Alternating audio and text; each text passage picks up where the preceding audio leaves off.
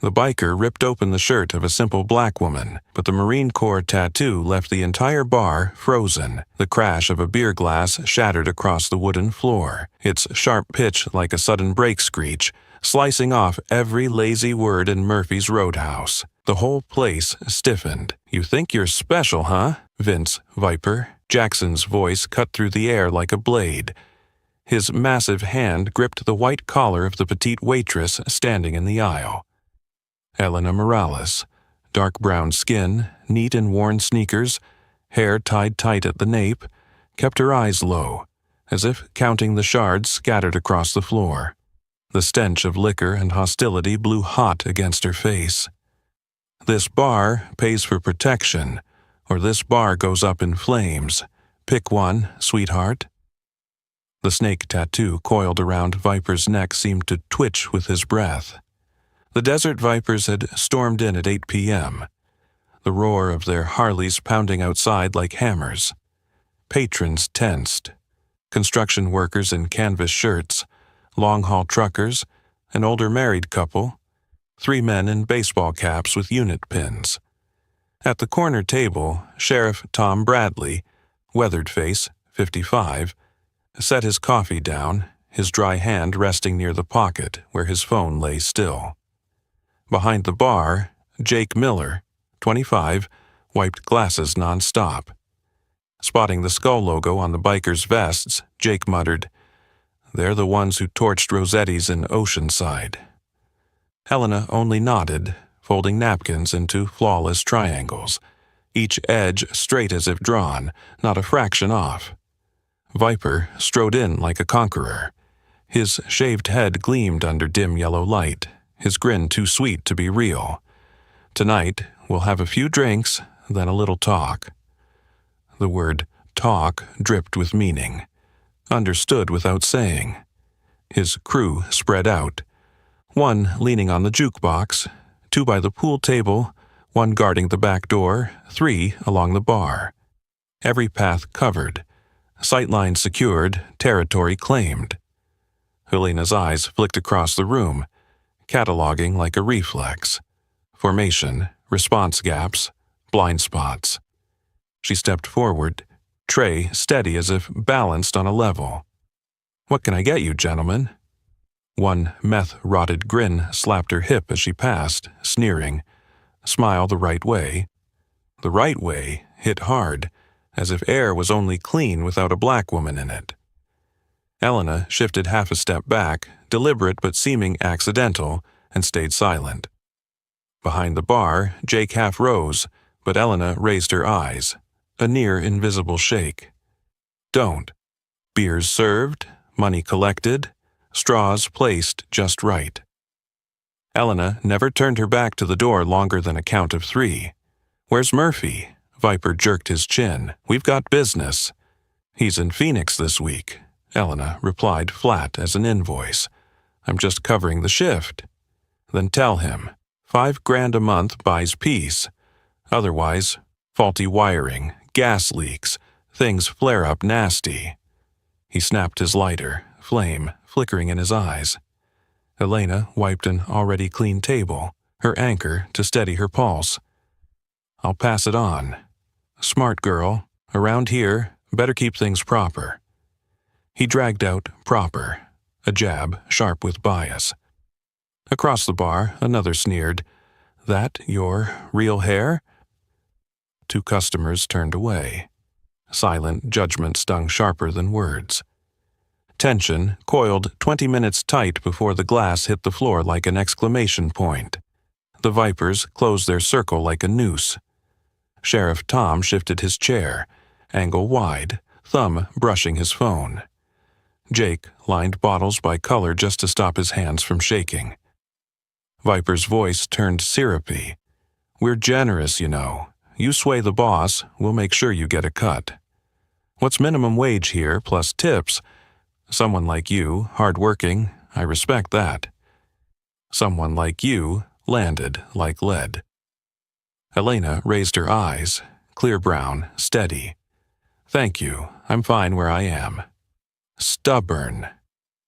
Viper squeezed her arm hard enough to bruise by morning. "Take your hand off her," Sheriff ordered, his tone pure command, no badge required. Viper smirked. "You're off duty, no authority. 10 against 1. Sit down before you get hurt." He didn't release her. Chairs scraped.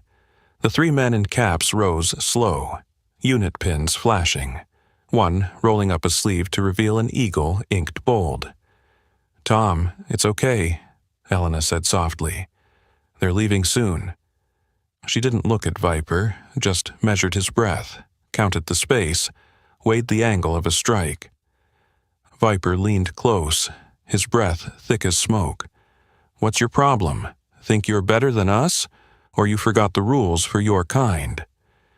Your kind. Rules. Thin knives of coded hate sliding across the floor. His other hand clutched her collar. Jake gripped a bat behind the counter. Sheriff inched, then froze. Elena's foot had already pivoted, weight sunk, arms loose, stance trained for close combat. "Call Murphy now," Viper barked, "or this night gets ugly." "Can't," Elena answered, voice taut as reins. The sound tore the room in half. Rip. Fabric shredded from collar to chest. Her shirt burst open. Elena stiffened a beat, black tank top clinging to her shoulders, exposing a canvas of dark ink across her back. The bar went silent. The jukebox swallowed its own tune. Every eye dragged toward the image emerging through torn cloth. An eagle, globe and anchor, etched in black, ringed by scars that couldn't be faked. Elena didn't move, but the air shifted like before a storm. Her shoulders squared, chin lifted, gaze unshackled. No stance, no strike, just presence. Inside her, an old switch flipped. Civilian to warrior. Viper froze, fist still clutching torn fabric. He stared at the tattoo like a drunk waking cold, trying to piece symbols. USMC insignia, the words First Force Recon, scars scattered like a war map. His mistake stood branded in ink. From the corner, Sheriff Tom exhaled almost a chuckle. Force Recon. He left it at that. Elena turned just enough to show them all. Then she spoke, voice transformed. "Mr. Jackson, you just destroyed my property. You owe me an apology." The silence thundered louder than any shout, and everyone knew. From this moment on, Desert Vipers didn't set the rules anymore. Through the torn fabric, the eagle, globe and anchor spread across Elena Morales' shoulder like a declaration without words. Beneath it, the bold ink of First Force Recon stood out like an official stamp. Along her flank were jagged scars from shrapnel. Near her left shoulder blade, a round mark, an exit wound. Lower still, a long, crooked line disappearing beneath her waistband, telling of a blade that once cut across. For those who knew how to read them, these marks were a battlefield record. Elena did not move her feet. She didn't raise a fist, didn't posture. Yet a power with no name filled the room, the power of one who had walked into places everyone feared, and returned. "Mr. Jackson," she said, her voice the same, soft in tone, steel in spine. "I believe you owe me an apology for tearing my shirt." Viper faltered, mouth opening, then closing. You're... Elena turned fully, letting everyone confirm with their own eyes. A few phones came up, some hands pulled back, sensing this was no moment for spectacle. She fixed Viper with her gaze. "Stephen Jackson, dishonorably discharged 6 years ago for trafficking military equipment, founded Desert Vipers 3 years ago. Currently named in 4 arson investigations and 2 aggravated assault cases." She paused a beat. "I make it a habit to know exactly who's threatening my battle space." A tall man with silver hair rose from a shadowed corner, upright, his ice-blue eyes freezing time. He didn't need to introduce himself, but he did anyway. Colonel Mike Harrison, retired. His eyes went to the tattoo, then to Elena's. Gunnery Sergeant Morales, Fallujah, 2004, I remember you. Elena's body shifted barely, the reflex of command etched in her marrow, shoulders squared, eyes set, chin dipped half an inch. Reporting, sir. 2 names seared through her heart. Williams, Chen. Flames extinguished, yet forever burning warm inside her chest. Behind the bar, Jake gaped, clutching the rag like an anchor to reality. At the next table, Maria Santos, the florist from down the street, set her glass down gently. Her voice broke like a memory uncorked. Navy corpsman, Camp Leatherneck. I was in pre-op when they wheeled you in. 60% burns, 3 bullet wounds, shrapnel enough to set off every scanner. She raised her eyes. That's who you laid hands on, Jackson. The back door rattled. 2 Vipers edging away, but blocking them stood 3 men. A brown-skinned man with a 3-chevron sergeant tattoo on his forearm, a tall black man with a pale vitiligo patch across his cheek, and a gaunt redhead with the look of winter soldiering. They didn't lunge, they simply existed. And that presence alone narrowed the exits into alleys with no honorable escape. Viper strained for face, his voice hoarse. We didn't know she was... Elena cut him off, quiet. Was what? A Marine, a woman, black, or all 3, the reasons you thought I couldn't stand here and hold you accountable? Someone let out a low, oh, not amusement, but because she had said aloud what lay unspoken. Sheriff Tom Bradley stepped forward, his hand visible on his phone. His tone was calm, but carried law. Miss Morales, do you want me to file assault charges and log the hate element? Too many witnesses here to ignore. Elena swept her eyes across the room. A small America. Many shades, generations, stories. Not yet, she said. If Mr. Jackson and his crew leave this place, never return, and end their racket with the bars around here. Right now. Viper glanced at the blocked exits, at the tattoo on her back, at the lenses quietly aimed. He sniffed. We will leave. Elena held a beat, weighing the weight of choice. Her hand brushed her lower back, where she still carried a combat medic kit out of habit, tourniquet, clotting agent, decompression needle. Tools she prayed never to use in civilian life. Then she lifted her head. On your knees. The order wasn't loud, but it carried a pitch only those who had commanded through explosions could summon, and it locked his muscles. Viper froze a beat, then dropped. Leather rasped against floor. A few held their breath. His men looked at him like watching a statue crack. Now speak, Elena said, eyes never leaving him. Apologize for touching me, tearing my shirt, threatening these people, and for your racial slurs. Clear. Viper's throat rasped dry. I apologize, I was wrong. We won't be back. Louder, Elena ordered. His voice rose. I apologize for assaulting you, tearing your shirt, threatening everyone here, and for my racist words. We will never return. No one clapped. Silence itself was a sentence. Sheriff Tom scribbled notes, gaze sweeping the room like stamping, witness statement secured. At the door, the sergeant-tattooed man murmured just loud enough, "Back out. Don't turn your back on the lady." Not a threat, a rule. Viper rose slowly, head bowed a fraction. He began to back away. His crew followed, stripped of swagger. The door opened. Harley's outside, less arrogant now. Through the glass, taillights receded like a swarm of tired insects. Elena stooped, lifted the torn shirt, folding it crisp as once she folded battle maps. She didn't watch them go. Her mission was here, steady the room, ease the pulse of those who'd witnessed violence, bring the air back to breathing. Colonel Harrison approached, keeping a respectful space. He inclined his head. "You did right, Gunny." Elena answered gently, rankless. "Here, call me Elena." He smiled. "Then, Elena, you just gave this room a lesson. Peace isn't something we find in running.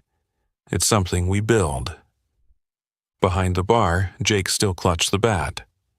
I had no idea," he stammered. 6 months working beside you, and That was the point," Elena said, her voice softer again. "I wanted to be just Elena, the one who pours coffee steady and wipes tables straight." She glanced around. "But tonight, it seems people needed something else." And they would have it. Civilized, without vengeance. A chalkboard reading "Zero Tolerance for Hate" would go up. A shelf of books on black women in the military would appear. A safe intervention protocol would hang by the jukebox. But those were matters for later. For now, the black woman stood calm at the center of the room, sentinel steady, and spoke loudly enough for all to hear. "Everyone okay? Everyone okay?" Elena's voice carried out, and the echo of that question seemed to pull the whole room back into reality. Inhale.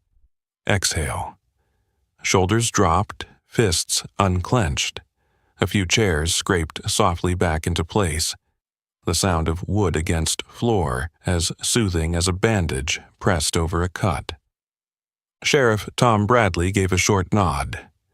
He stepped to the center of the room, speaking loud enough for all to hear. "I'll file a report. Anyone who heard the racial remarks earlier, please write a short statement. Name, phone number. If that crew comes back or stirs up trouble elsewhere, we'll have a record." He didn't shout, didn't perform. He simply did the work of the law, a pulley lifting what's right out of slippery ground. Elena set her tray on the counter, picked up the torn shirt, folding each crease straight. She looked at Jake. "Water for table 4, extra cold towels. Anyone still shaking, make the drink sweet." The instructions were short, precise, like in a formation. Stabilize first, talk later. A burly white man in a wrinkled t-shirt approached the bar, face flushed with shame. The other night I asked where you were really from. I'm sorry." Elena nodded, her eyes softening. "Thank you for saying it straight. Next time, just ask, where were you born? The word really isn't needed." He gave a sheepish smile. "Right, I've learned." Maria Santos slipped through the crowd and placed a small bouquet on the counter, wild roadside flowers, carrying a green, fresh scent. "Tomorrow I'll bring more. This place needs a corner of remembrance for veterans. Every color." "Thank you," Elena said. "We'll make a wall of keepsakes, photos, name tags, unit patches. Anyone who wants to share, we'll hang them." From the corner, Colonel Mike Harrison scanned the room and spoke like an order that was still a suggestion. "If you see it, do it. Don't wait for someone else to assign it." 3 men. 1 brown-skinned with a sergeant's chevrons inked on his arm. 1 tall black man with a vitiligo mark on his cheek. 1 gaunt redhead with the look of winter campaigns. Nodded and went to fetch hammers, nails, wooden boards. An ad hoc squad. No uniforms, but unmistakable bearing. Jake Miller carried out a long chalkboard, its surface still dusted pale. "What do we write on it, Elena?" She looked around the room, weighing the words like weighing a round before loading. "Zero tolerance for hate." Then beneath it, "Respect in word and deed." Sweat glazed Jake's hand, but his lettering came out steady, clean. When he set down the chalk, the bar fell into a hush. A drumbeat paused before inspection. Sheriff Tom cleared his throat. I propose we print and post here a guide on safe intervention, bystander intervention. The 5 Ds: distract, delegate, document, delay, direct. My office has a template. Thursday, if Elena agrees, we'll run a workshop right here. Agreed, Elena said. A bar can be a safe zone if people know what to do when they hear or see hate. The door swung open, bringing in sea wind and highway noise. Lance Corporal Sarah Webb, thin shoulders under a black tee, hollow eyes, stood at the threshold, hesitating at this lit-up world. Elena raised a hand, beckoning. Sarah sat, hands cupped around a glass of water. "Ma'am," Sarah murmured, "I just came back. Someone joked I don't look like a Marine. I'm afraid I'll lose my temper." Elena set a packet of brown sugar near Sarah's hand, a kind of lifeline. Anger is a warning light, not a steering wheel. When you hear that, you have 5 choices. Distract, "Hey, table over there, needs something." Delegate, "Jake, can you handle this one?" Document, record if needed. Delay, check on the target afterward. Direct, "That's not okay, we don't say that here." Pick whichever keeps your body and mind safe. Sarah nodded, eyes glassing. "And when someone touches my hair without asking?" "Boundaries," Elena answered firmly. "Please don't touch, thank you." If it continues, delegate, here, she gestured across the bar. You have plenty of allies. A bearded mechanic, Eddie, raised a hand. "I once laughed along when someone joked about hair. I was wrong." "Thank you for owning it," Elena said. "We learn from each other every day." The night's second jolt of tension came sudden. A pickup braked hard outside, headlights sweeping the glass. Shoulders stiffened. Jake gripped his bat. Sheriff Tom was already at the door, not drawing anything, just standing. Elena signaled with a flick of her wrist. "Hold position." 2 figures stepped down, leather jackets but not Desert Vipers. Across their backs, POW/MIA patches. They opened the door, removed their caps, walked slow, taking no space, casting no sneers. "We heard there was trouble last night," one said. "We came for a quiet drink and to hang an old patch on the wall, if that's allowed."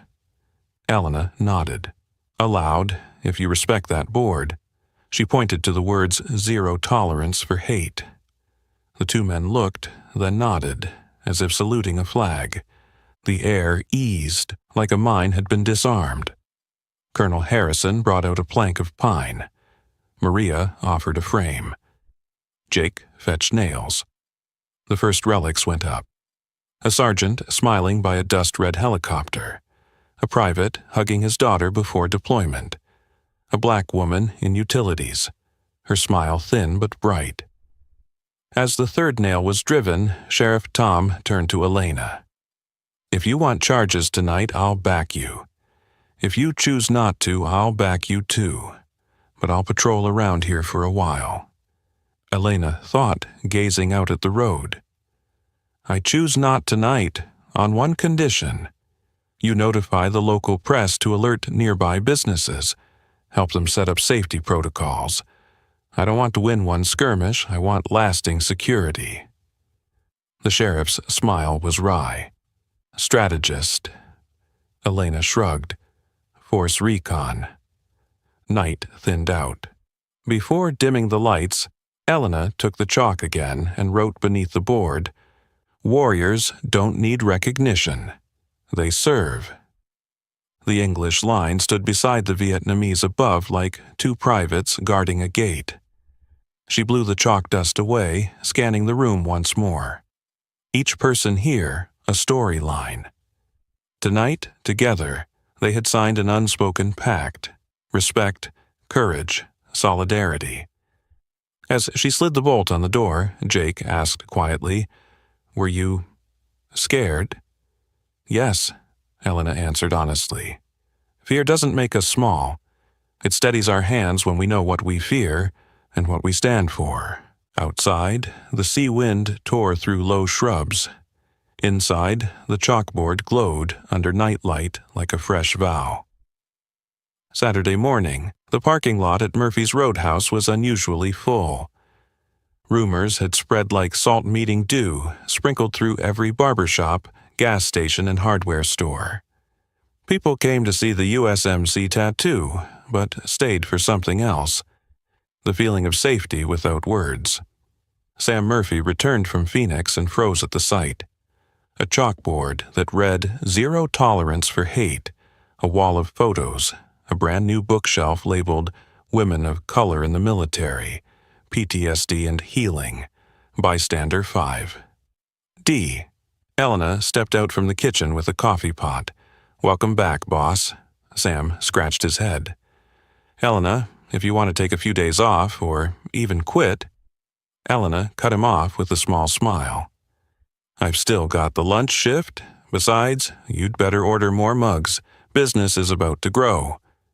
Sam laughed, relieved. "You're the manager I forgot to pay the title for." Around 10 a.m., a local reporter pulled up. Pressed shirt, notebook peeking from his pocket. "We'd like to write about the black female Marine who made bikers kneel." Elena lifted her eyes steady. "Write about Murphy's as a safe space for veterans of every color. Write about Thursday's 5D workshop, about the memory wall, about how the community stood up to hate without throwing a punch. As for my name, keep it small." The reporter paused, headline ready in his mind. But Elena's calm gaze shifted his angle. "All right, that story is better." Lance Corporal Sarah Webb came back, wearing a T-shirt reading "Black Women Serve." They sat by the window where the light slanted warm. "I tried," Sarah said quietly. "When someone asked if my hair was real, I said, 'Don't touch, thank you.'" They stopped a second, then apologized. Elena smiled. That was a clean, direct response. "But," Sarah hesitated, "I still feel small in a crowded room." "You don't need to be big," Elena said. "You need to be steady. Steady is knowing what you stand for." By noon, two strangers in checkered shirts and loosened ties sat down, ordered beers, and let slip. "So, who's the new boss here? Looks professional, like military, but a black woman?" That, but slipped in like a thorn. The air dipped. Elena stepped forward, set down the beers, smiled politely. "Here, we say thank you when someone notices good service. As for but, leave it for conjunctions on paper. Want fries with that?" The men flushed red, stammering apologies. Across the room, Eddie the mechanic brushed a finger over the 5D board, as if to remind himself of the lesson. No tension needed, just correction. At that moment, Jake carried out a carton addressed to Elena. "No sender." She slit the tape. Inside was a velvet box, purple and gleaming when the light hit, a purple heart, a folded note in handwriting. "J.S. de Morales. You left this at Leatherneck. Thought you should take it back. H.M. to Santos." Maria covered her mouth, eyes shining. "I don't remember." Elena shook her head gently. "You did, in some way." She lifted the medal, its weight resting in her palm like an era returned. The room fell silent. Elena did not pin it to her chest. She placed it in a glass frame Jake handed her, set it beside a photo of 3 Marines standing before a bullet-scarred wall in Fallujah. Beneath it, in Colonel Harrison's hand, "Heroes of Fallujah. LCPL Williams, PFC Chen, Gisket Morales." Elena touched the frame, speaking softly. 38 children got out of there. 37 made the list. 1 was born on the helicopter. Her mother named her Elena. No one spoke. Silence here wasn't emptiness, it was ritual. That afternoon, the 5D workshop was set. Thursday, 7 p.m. Sheriff Tom would bring a VA counselor, a JAG officer to explain legal frameworks for hate incidents, and a peer support group of local veterans of color. A hastily printed poster went up by the door. Speak to no. Act for safety. Toward evening, an old biker wandered in, jacket worn, helmet dangling. He placed a POW MIA patch on the counter. "Where's the right place to hang this?" Elena pointed to the gap between two photos, like a stitch across a new wall. "Here, between loss and return." The biker hesitated, then bowed his head. As dusk came, the reporter returned for wide shots, the zero-tolerance board, the bookshelf, the wall, patrons talking quietly. He avoided close-ups of Elena's tattoo. Before leaving, he said, "The piece will be titled A Bar Builds Peace. No mention of that gang." Elena smiled. "Good. Don't feed darkness with your spotlight." That night, the bar thinned. Jake stood beside Elena at the mirror behind the counter. I'm thinking about enlisting," he admitted. Elena looked into the glass. Reflected, there was a black woman who no longer hunched to shrink, nor puffed up to challenge. "Jake," she said slowly, "don't do it because of my story. Do it if there's a mission you're ready to pay for. Time, sleep, maybe scars. The military takes all you have and asks for more. If that's your road, I'll support you. If not, there are 1,000 ways to serve." Jake nodded, exhaling. "I get it. Service isn't only in uniform." "Right," Elena said.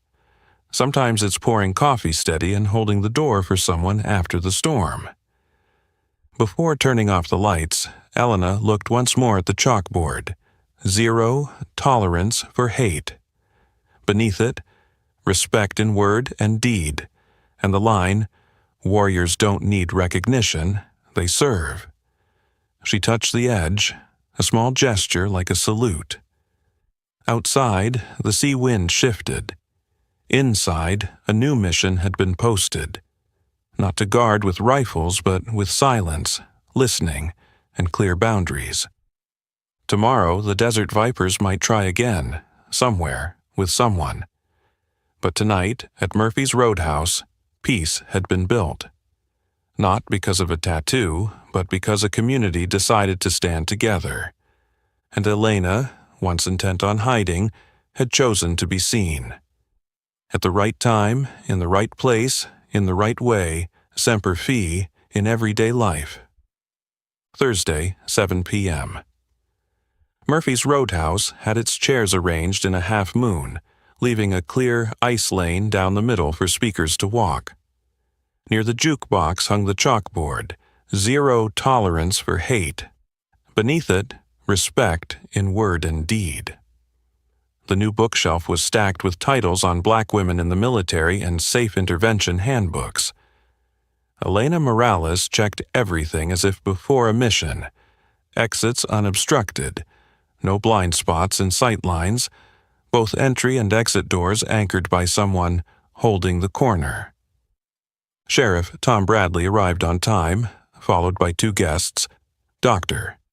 Marcus Reed, a VA counselor, scholarly frame and warm baritone, and JAG Lieutenant Alyssa Grant, hair neatly pinned, slim file in hand. Colonel Mike Harrison was already there, leaning against the wall, surveying like an officer watching over a unit.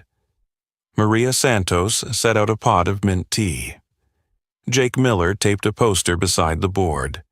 Bystander Intervention, 5D. Lance Corporal Sarah Webb claimed a front row seat, her Black Women Serve t-shirt catching dust sparkles in the light. The sheriff opened, calm and steady. "Tonight isn't a witch hunt. It's about learning how to stand together. We'll talk through the 5 Ds, distract, delegate, document, delay, direct, and we'll practice." He nodded to Alyssa. Alyssa stepped up, laying out 3 concepts like boundary stones. A hate incident doesn't always break the law, A hate crime is bias-driven conduct that does, and can carry enhanced penalties. The other night we saw assault, tearing a shirt, plus coded language. Your written accounts are invaluable. They're our shield. She smiled lightly. And the best shield is prevention. That's why we're here. Dr. Reed moved into the center, palms open like an invitation. Our bodies have alarm bells. Ever smelled gasoline and felt your heart race like a drum line? Ever heard a coded slur and felt your hands sweat? Normal, nothing shameful. Now, everyone, let's do the 5-4-3-2-1. 5 things you see, 4 things you touch, 3 sounds you hear, 2 smells, 1 taste. Bring your body back to now. The room joined in.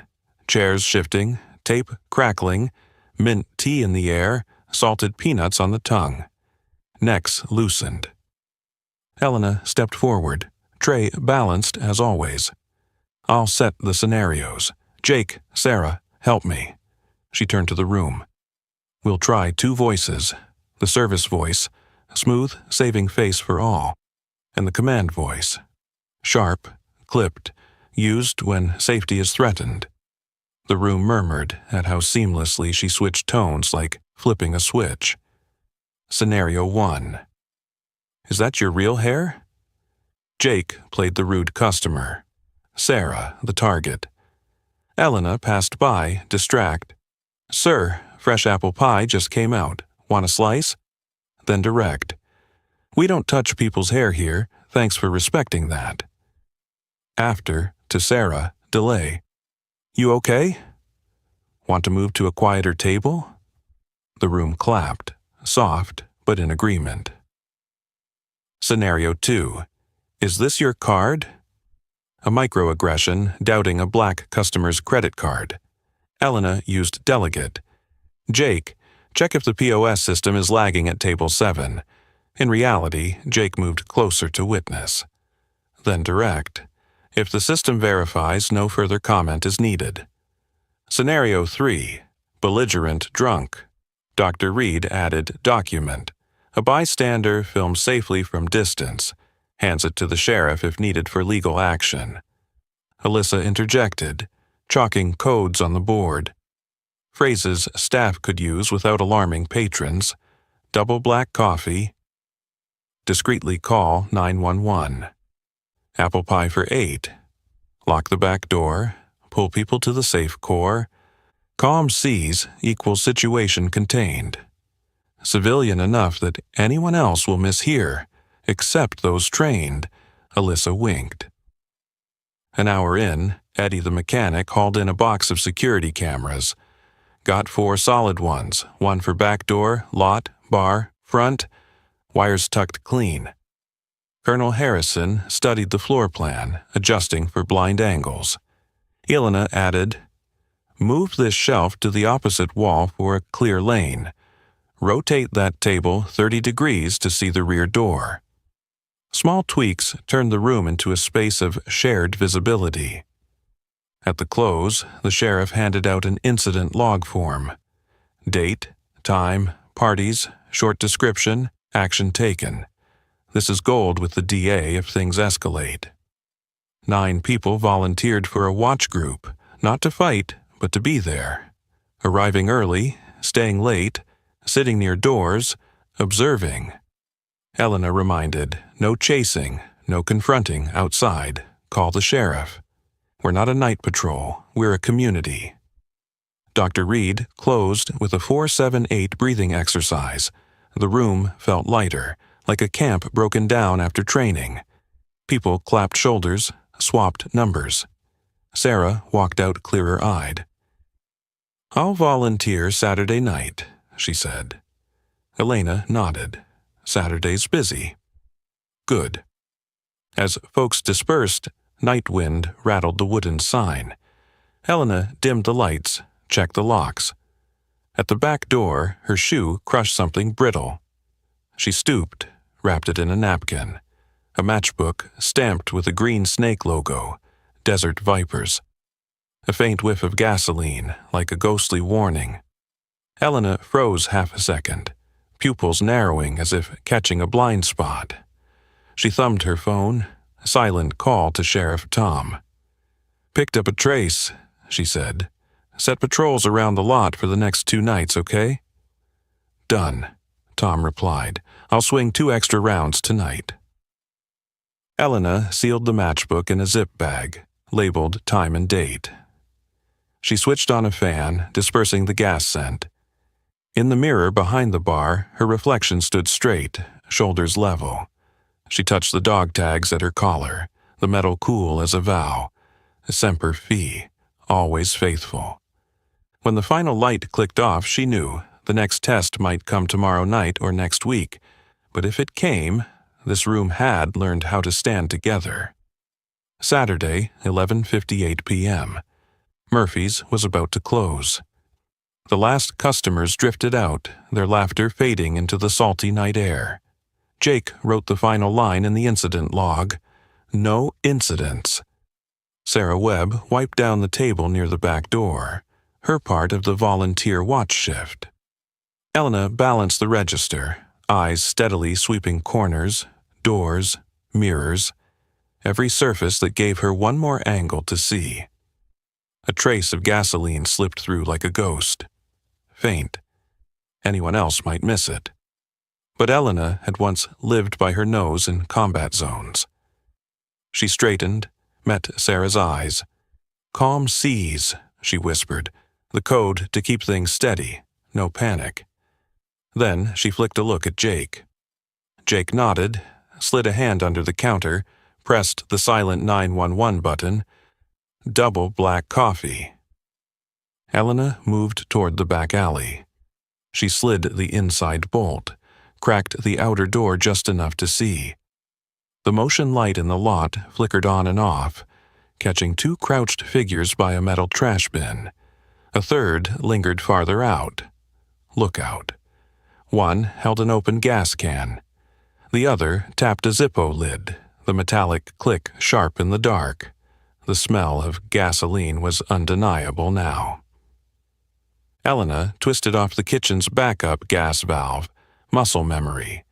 She killed the exhaust fan to stop fumes from pulling in, shifted the ceiling fan flow. Back at the door, she opened it another inch, body shielded by the frame, left hand bracing, right hand gripping a narrow beam flashlight. "Stop, both of you. Drop the lighter, hands on your head." Her voice wasn't loud, but it snapped with command. The men flinched, the lighter clattered to the ground. "You like playing with fire, huh?" The lookout spat a slur. Elena didn't let it register. Her training blocked the poison before it seeped in. Her breath stayed even. "Police are on the way. Step back from the gas can. 3 steps, hands high." The lighter man faltered. The one with the can tilted it, ready to pour. "No," Elena cut in, firmer, climbing half a step up the ladder of command. "Tip it now, and you soak your own shoes. You'll reek for weeks." Practicality hit harder than threat. He stopped. She saw him imagine it. Shoes ruined, skin burned raw. 15 seconds stretched like a winter night. Then blue strobes flashed at the alley's mouth. Sheriff Tom and 2 deputies braked hard, moving fast, quiet. "Sheriff's office. Drop everything. Hands on your head, face the wall." His voice cracked like a brace locking. Elena withdrew, sealed the inner bolt, signaled Jake. "Apple pie for 8. Jake dashed to the side door, barred the kitchen exit, slid the steel latch. Outside, 1 suspect bolted for the lot, but 2 figures blocked the narrow way. Eddie and the sergeant-tattooed man. They didn't touch him. They stood solid, hands loose, voices unified. "Sheriff's here. Stop." The man froze, torn between fight and fear. A deputy swept in from the flank, taking him down clean. The lighter carrier was cuffed first, then the gas can man. Sheriff read rights like reciting scripture. "Name?" "Mason Red Klein," the first snarled. "Darrell Gator Price," the second. "And you?" the deputy asked the lookout. He turned, buzz cut, snake tattoo ugly across his scalp. Trey Dalton. Sheriff glanced at Elena. She'd come out the front, holding distance. "We found their matchbook here 2 nights ago," he said. Elena handed over the zip bag. The chain of evidence snapped together. Can, lighter, matchbook, footage from the new cameras, their red LEDs blinking like nods. Inside, a sound broke. Sarah, frozen at the counter, eyes wide, knuckles white. Elena moved to her, delay. "You okay?" Sarah swallowed. "Fine, just the gas smell brought me back to Kandahar." "Deep breath," Elena said, steady hand on her shoulder. 5, 4, 3, 2, 1. "What do you see?" "The chalkboard. Coffee cup, clock, light, your hand." Her exhale came long, shoulders lowering. Outside, deputies searched the men. In one pocket, a scrap of paper. "Murphy's. Spook 'em." Sheriff's eyes hardened. Spook with gas is still a crime. His voice wasn't angry, just the weight of a hammer dropped exact. He looked to Elena. "Thanks for calling early and staying calm. No one hurt, no fire. That's good." Alyssa Grant arrived minutes later, hair damp with night mist. She examined the evidence, nodded. Intent plus accelerant plus threat equals serious. If the DA pushes, bias motive may enhance sentencing. Did anyone capture that slur in the alley? A patron raised a phone. "I documented from behind the curtain, didn't get close." "Perfect," Alyssa said. "Your clip protects everyone, not just today but next time too." The air inside tensed, then twisted again. A young man, flushed red with anger, burst out, "These punks need a beating to remember." Elena turned, direct. "No, we don't hit people. We hit behavior and ideology. Our part is protection, evidence, procedure. If you want to fight, fight like adults." Her words were a pan of water set on a cooling burner, steam easing down. Colonel Harrison nodded slowly, voice measured. "Discipline makes a unit." Tonight was strong because there was discipline. Eddie guided the young man aside, murmuring, "We stood, we blocked, we called. That's enough. The rest is law's job." The youth sagged, tension unspooling. Sheriff bagged the can, lighter, gloves. "Call the fire marshal for a morning sweep," he ordered. Then to Elena, "I'll request a wider trespass order for Murphy's. And I'll stop by the other bars, share tonight's lesson." Elena, "Please include the 5D part. Don't just teach them 911. Teach them to stand together." As patrol cars rolled off, softer sounds reclaimed the room. Glass washer hum, rag wrung in water, breathing. Sarah sat by the bookshelf, leafing through a chapter on a black female sergeant in Desert Storm. Jake logged, date, time, gas smell, 3 suspects, document secured, no injuries. Maria wiped the counter slow, as if erasing the last shadow of fear. Helena stood at the door, watching the yellow-black tape flutter in the alley. She didn't feel triumphant, just relieved that the right thing had been done the right way. Inside, the chalkboard still bore her line. "Warriors don't need recognition, they serve." She touched its edge, chalk dust fine on her fingertips. "Ma'am," Jake asked quietly, "if they'd lit it faster tonight." Elena met his eyes, honest. "Then we still had a plan. Gas valves off. Fans shifted. Doors locked toward the kitchen. Sheriff en route, and everyone knew their place." A thin smile. "That's the difference between luck and preparation." Outside, the night wind carried the salt away. Inside, coffee warmth returned. As Elena dimmed the lights, leaving one strip over the memorial wall, she thought, Peace doesn't shatter from a stone tossed on water when there are already rings. Each person a circle of defense. Tonight the rings held, and she, a gunnery sergeant who had laid down her rifle, was still on guard with skill, discipline, and community. Semper Fi, even when the smell of gasoline lingers in the back alley. Monday morning, sea mist lay thin as tracing paper over the highway into the county seat. Elena Morales drove her beat-up pickup toward the courthouse, Jake Miller and Lance Corporal Sarah Webb in the back seat. Up front, Maria Santos held a bag stuffed with the incident log, crime scene photos, and copies of camera clips. Sheriff Tom Bradley had arranged to meet them on the courthouse steps. JAG Officer Alyssa Grant and VA Counselor Dr. Marcus Reed waited with their own stacks of papers. Colonel Mike Harrison came last, khaki jacket on, his old cap dangling from his wrist.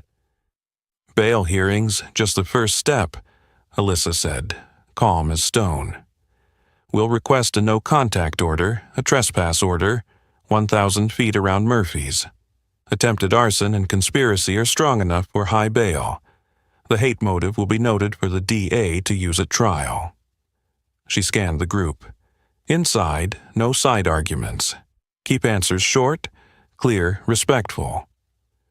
At security, a guard waved the group through, then singled out Elena and Sarah. "Your bags," he said, stressing your. Sarah stiffened, knuckles tight on her strap. Elena smiled, direct but measured. "All bags, please. We're entering together." Jake and the colonel set theirs on the belt, too. The guard flushed, waved them all past. Sheriff Tom lifted an eyebrow at him, a quiet lesson without a word. The hallway outside the courtroom was crowded. 2 local reporters and a small TV crew lingered. A blonde MC thrust a mic at Jake. "A bar turned fortress of safety. Don't you think that's an overreaction to the safe space trend?" Jake froze, deer in headlights. Elena laid a light hand on his wrist, faced the camera. "Safety isn't a trend. It's a basic right.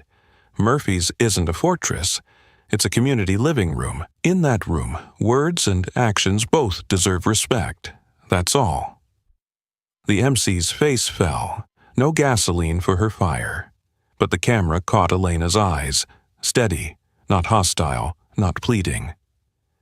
Inside, the 3 suspects from the back alley incident stood behind the rail. Mason, Red Klein, Daryl Gator Price, Trey Dalton. Their lawyer in a dark suit hit the familiar notes. "Your Honor, no fire, no blaze, no injuries. Just a misunderstanding between drinking men." The DA flipped papers, projecting photos. Gas can, Zippo, matchbook with the snake, and the document clip shot by a patron.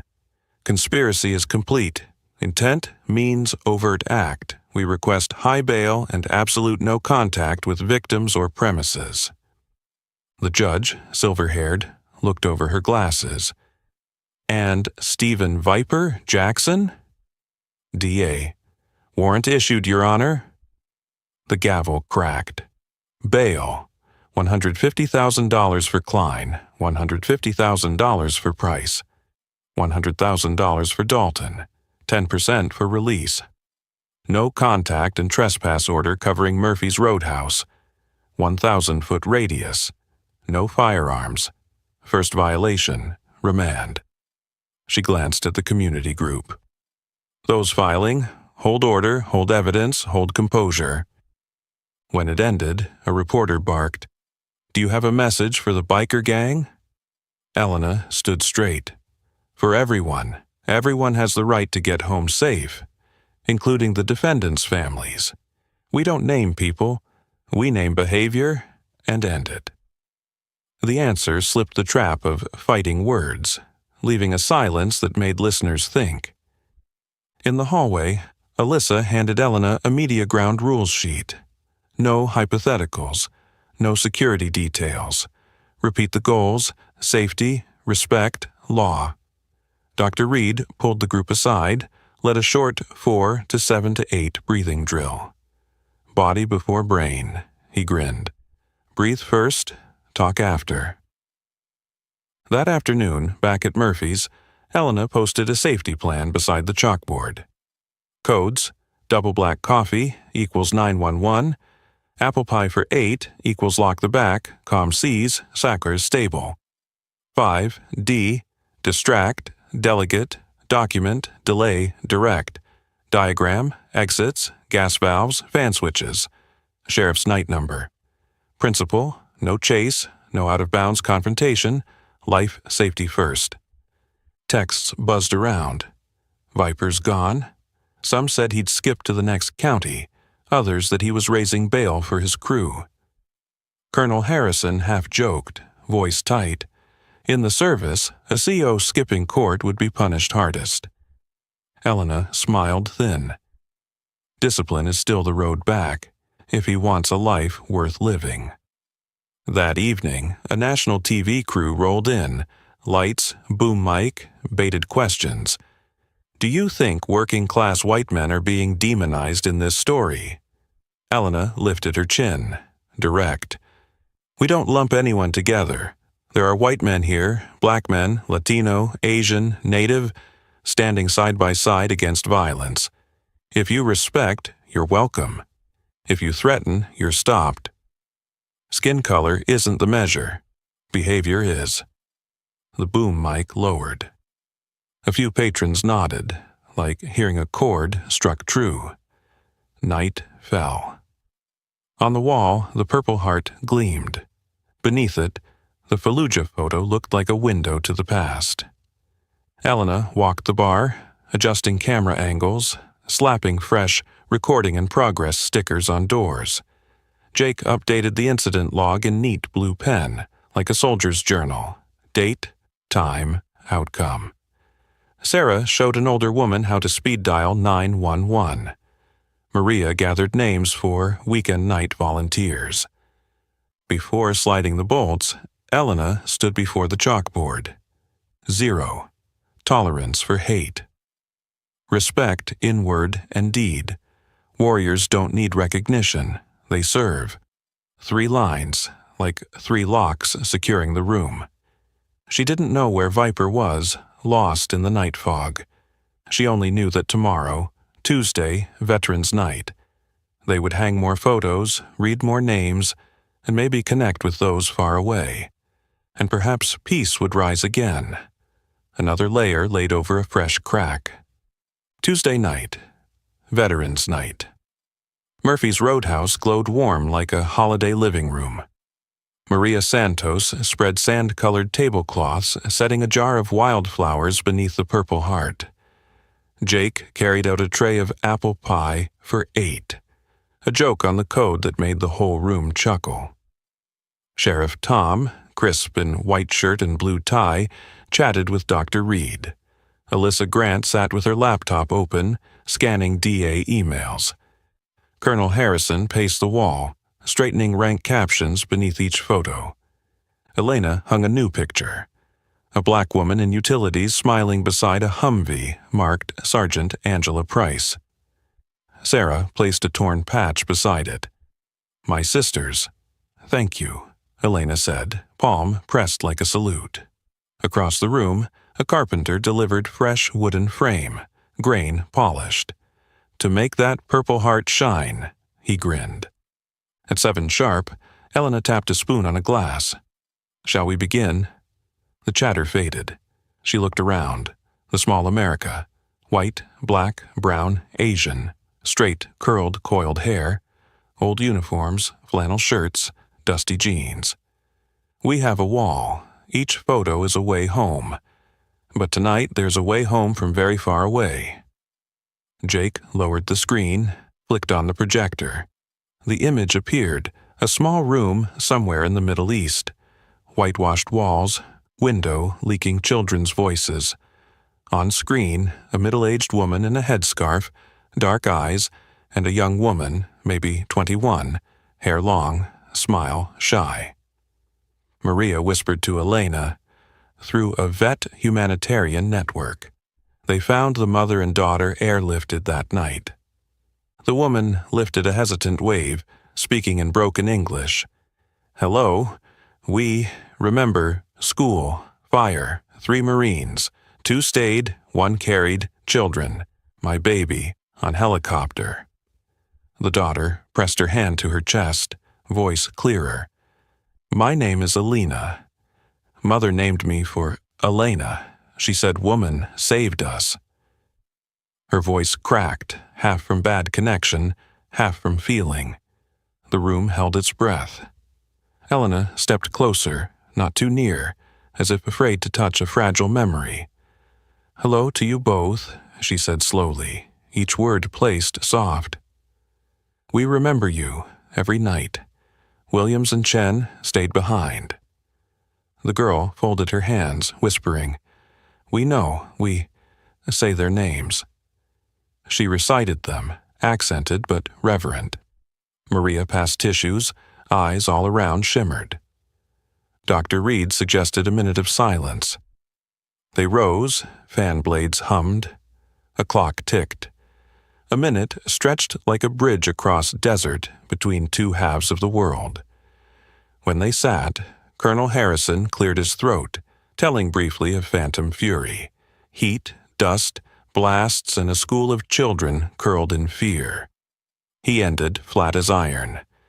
"Discipline and humanity, that's what kept us alive." At the bar, a stranger in a worn leather coat muttered, "Touching night." But leave politics out of a bar. The air sagged one note, the kind people had learned to catch. Elena didn't strike direct. She distracted gently. "More apple pie? Fresh from the oven." Then she delegated, nodding at Jake. Jake stepped in, calm. "Veterans Night, stories of service, not politics. Here we keep respect in word and deed." The man nodded, sheepish. Nearby patrons delayed, checking if he was okay, needed a new seat. The ripple broke, no one drenched. The screen still glowed. Alina pulled a worn sheet from her pocket. A blurred photocopy of 3 Marines before a bullet-riddled wall. She held it to the camera, smiling. "We keep this, always." Elena covered her mouth, eyes blazing wet. Maria asked gently in English, "Why keep it?" "To remember, to be brave," Elena answered. Sheriff Tom stepped forward, spoke to the screen. "We have a wall here, too. If you allow, we'll hang this photo in full." The mother nodded, hand to her heart. Alyssa added, "We'll work with the group to transfer the original safely." Practical gears kept the tide from overflowing. Headlights swept the window. The whole room shifted, trained by past nights. Eddie looked to Elena. She winked. Calm seas, engine off. No stomping boots. Just a family walking in, holding a photo and folded flag. The man placed the flag on the counter. "My brother didn't come home, but his picture belongs here." Elena lifted it like a child, laying it beside the Purple Heart, waiting for the colonel to fold it right. In such gestures Sarah Webb stood. Her voice shook but held. "That night I almost let anger drive me, but I remembered the 5 Ds. I'm sorry if I ever laughed along at the wrong jokes before. I'll stand watch here every Saturday." Applause rose like rain on tin, quiet, steady. Elena turned back to the screen.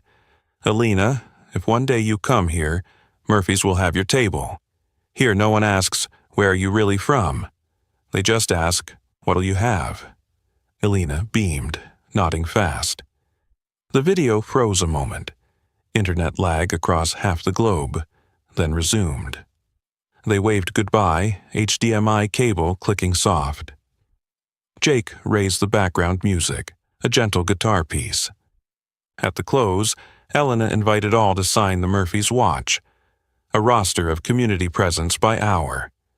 Empty boxes filled with names: Eddie, Sergeant Tattoo, Maria, Sarah, Jake, Colonel, Doctor.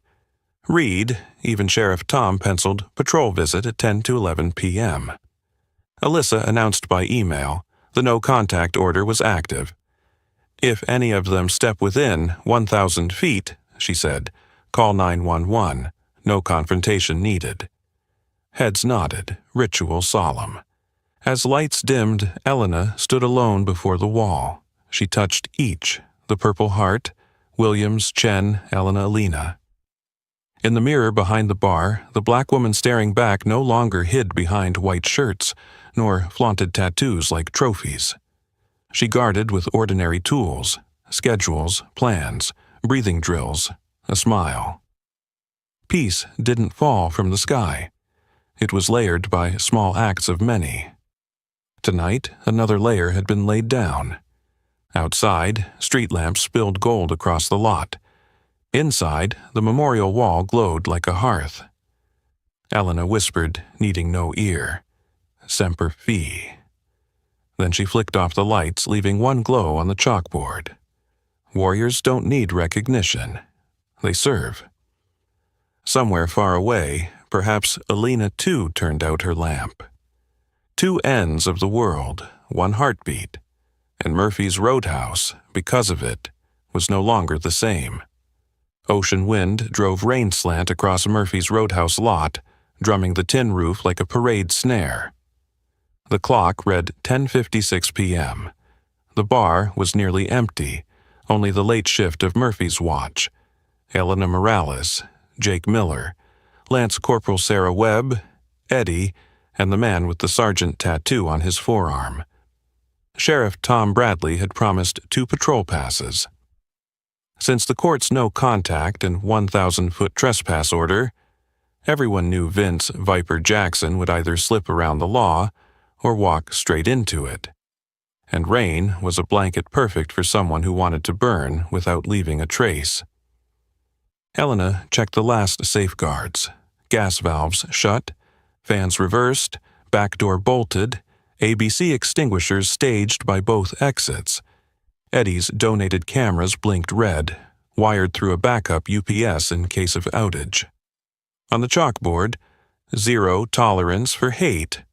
Beneath it, the 5 Ds and codes: double black coffee, 911, apple pie for 8, lock rear, calm seas, all clear. The gas smell didn't hit at once. It crept under the door like a wet cat, hidden in rain and damp wood. Sarah sniffed. You smell that? Elena nodded. Calm seas, she whispered. Keep the room steady. Then an orange flicker streaked the rain. Flare? No, just a Zippo sparked under the eaves, lighting half a hooded face. Viper stood under the awning, rain carving rivulets down his shaved scalp. Beside his shoulder, a skinny kid, maybe 17. Elena didn't step out. She planted herself in the front doorway, framed, one hand resting on the extinguisher like on a hilt. Mr. Jackson, she called, loud enough to cut rain, you're violating a court order. Viper smirked, rain glossing his scalp. Just passing through, thought I'd talk. Running this county now, huh? Figures. He dragged out figures, the old code aimed at her skin and who was allowed to set rules. Helena lifted her chin, refused the hook. Leave the 1,000-foot radius now. Her left hand flicked the porch light, flooding the entry in white. The kid flinched, squinting. Relax, sweetheart, Viper shrugged. I'm alone, just talking. Don't rile the neighborhood, the right kind of bars like peace. His peace meant shut up and pay. Elena didn't answer. She signaled Jake. He bent as if to pick up a rag, thumb pressing the hidden buzzer.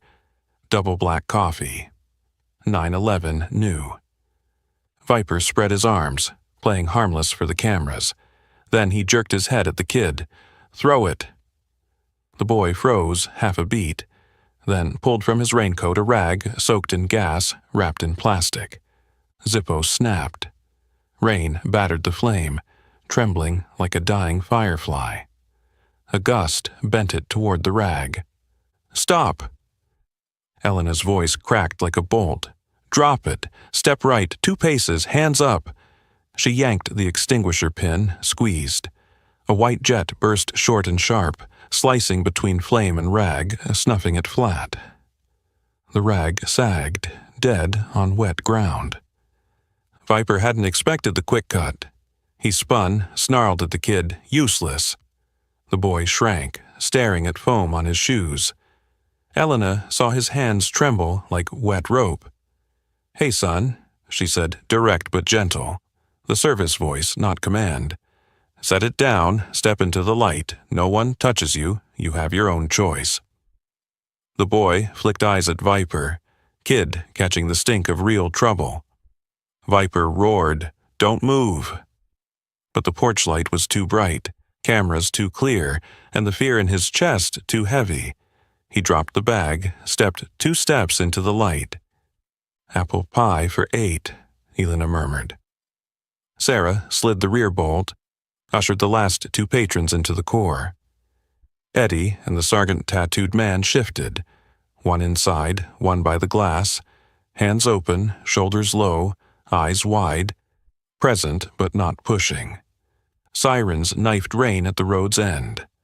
Viper staggered half a step back, then forward like testing a line. "You think you've won," he sneered, spitting coated bile about keeping this place clean. "Don't bring the wrong kind here. Safe spaces making men soft. Old poison from America's dustbin." Elena let it wash like rain off a roof. "You're on camera," she said, clear and slow. "You're breaking court order. Leave now, or wait for cuffs." Viper sneered. Patrol lights burst blue-red. Cruisers blocked both ends of the lot. Tom Bradley stepped out, raincoat hooded, megaphone booming. Stephen Jackson, face down, hands behind head. Viper froze, eyes dazzled. Then he edged back, then turned to run. "Don't," Elena ordered the room. "Direct. No one chase." She knew adrenaline begged to rush the door. Discipline held them. Eddie planted feet. The sergeant-tattooed man pointed deputies out, heels rooted. A deputy swung wide, cut the angle, took Viper down clean. He cursed, thrashed, stilled when cuffs bit. Sheriff read rights over the rain. Another deputy draped his coat on the boy. "Name?" "Noah Briggs," the kid stammered, voice thick with regret. "He told me just to stand watch. I didn't mean—" Elena stepped to the threshold, not beyond. "Noah, you chose the light. Law handles the rest. But tonight you saved yourself." The boy bowed, rain mixing with tears, nodding hard. Alyssa Grant arrived minutes later, near midnight. She reviewed the evidence: soaked rag, Zippo, bag, camera pulls. Violation of no contact, violation of trespass, attempted arson. With Jackson's priors, DA will pursue full.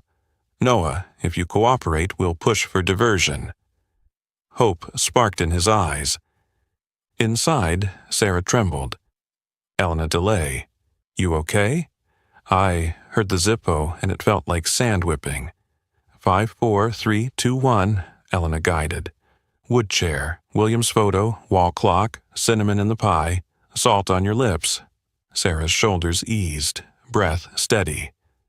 Sheriff Tom came in, raincoat dripping. He scanned. No injuries, fire doused before birth, evidence sealed. He nodded to Elena, his praise short as always. "Good?" The room chuckled. They knew his language. Viper was hauled off, swallowed by the storm. Noah sat by the door, wrapped in a deputy's coat, waiting for his guardian. Eddie brought hot cocoa. The boy avoided the memorial wall, ashamed, maybe afraid of the mirror it held for him. Elena logged the night. Date, time, Viper breach, ordered rag thrown, snuffed with ABC, 911 by code, no injuries, one minor diverted, cooperative. Her script ran straight, neat as her folded napkins. Rain softened outside. On the board, the old line still held, "Warriors don't need recognition. They serve." Tonight, Service was standing at the threshold, keeping the whole room from fire. Before bolting shut, Elena looked at Noah. "Tomorrow? Come in the afternoon. I've got dishwashing work, real pay. Condition: on time, learn 5D, no Viper's code in here, deal?" Noah nodded, firmer now. Another ring spread across the water. Rain cleared, wind shifted. Night closed like a door clicking into place. Elena exhaled, light. Discipline had held them once again. 2 weeks later, the county courthouse was packed for the preliminary hearing. Stephen Viper Jackson shuffled in wearing an orange jumpsuit, the snake tattoo on his neck, once defiant, now faded under the harsh neon lights. The DA laid it out clean: violation of no contact and trespass orders, attempted arson, prior convictions, camera footage, Murphy's logs, physical evidence, plus transcripts of his coded slurs filed as aggravating factors. Alyssa Grant sat at the prosecution's table, steady as a freshly honed blade. The defense tried to spin. "My client was just talking. There was no fire. What's called racism here is just interpretation." The DA played the recording, Jackson's own voice snarling, "Keep this place clean," the right kind, and his order to throw the gas rag. Rain hissed in the background, a rhythm for guilt that needed no melody. The judge's gavel fell, her face impassive. Trial, the jury will hear all of it. Until then, remand, no bail. For a heartbeat, Viper stood frozen, then dropped his head. Noah Briggs was called as a witness for the state. He wore a borrowed shirt, hands damp with sweat. Elena stayed away, deliberately, so Noah could testify without her shadow. From the back row, Dr. Reed gave him a subtle nod each time he spoke truth. Noah stammered but told it straight. Viper's texts, the promise it was just to scare, the porch light, the foam burst, the woman's voice telling him to step into the light. When he left the stand, his mother sobbed in the hallway. Alyssa leaned down, explaining diversion, community service, counseling, supervision, an off-ramp from a criminal record if he followed through. Word spread quickly. Jackson held without bail. Klein, Price, Dalton cut deals with the DA, probation, suspended sentences, lifetime ban from the district. Elena didn't pop champagne. She wiped tables, poured coffee, and hung 2 new photos on the memorial wall, one of the first 5D workshop, everyone holding placards with the 5 steps, and one Elena had mailed, the original, sharp and framed. Beneath each, Jake wrote in neat script like a prayer. "Discipline saves lives. Kindness keeps them." Murphy's watch shifted. Less tension, more constancy. Fewer gawkers came to see the Black Marine. More came to learn how to stand together. Workshops became regular, once a month on safe intervention, once on mental health support. Sheriff Tom brought the fire marshal to teach exit plans. Alyssa ran Q&As on rights and duties when witnessing hate. A new plastic card went on the door. Murphy's Code of Care, a civilian creed Elena drafted. Respect in word and deed. Use 5D according to safety. No chasing, no out-of-bounds confrontations. Record incidents. Don't condemn people. Protect the vulnerable first. Noah started dish shifts 3 nights a week. He was punctual, quiet, careful not to chip glassware. On breaks, he read from the shelf. The Warriors Return. Black Women in the U.S. Military. One evening, he peeled the snake sticker off his helmet and tossed it. Sarah noticed, said nothing, only handed him a bystander 5D decal. He nodded, stuck it on, a perfect fit. The national news came back, this time polite. They wanted the Murphy's formula. Elena shook her head. There is no formula, just duty, teaching each other how to stand, breathe, call when it's time, lock the right doors, open the right hearts. The producer pitched, Elena Morales, a black Marine changing a small town. Elena set conditions. If you film, start with the memorial wall and end with the code of care. Don't open with the ripped shirt. They agreed. The Sunday broadcast began with the Purple Heart, then the 5D class, then Noah stacking glasses, closing on the chalkboard's line. Warriors don't need recognition. They serve. At a Veterans of Color night, an elderly black man came with a cane, hair white as surf. He looked at Elena, at the eagle, globe, and anchor faint beneath her shirt, and said softly, Back then they told me I didn't look Navy. Asked where I was really from. I stayed quiet. Tonight I say I'm from here and I'm staying. Elena clasped his hand, firm as an anchor. Sometimes the rain returned. One night a passerby joked crudely, This bar's so safe it's gone soft. Eddie distracted. Tried the new IPA yet? Jake direct. We keep talk civil here. Sarah delayed with the target. That was enough. No fireworks. Small harm, handled by steady hands. On sentencing day, Elena stayed away. She sat in back, logging inventory, pen scratching steady lines. Alyssa's text came. Jackson, 6 to 10 years, court chose 8, mandatory rehab, permanent ban, civil fines after. Elena paused a second. Not joy, just release. One chapter closed. Williams and Chen still weren't coming home, but maybe fewer would fall to fire. That evening, Elena called. Across the world, sky clear as glass. Hi, she smiled, holding her phone up to show Murphy's memorial wall. We tell people about you all. We say names. Elena touched her chest.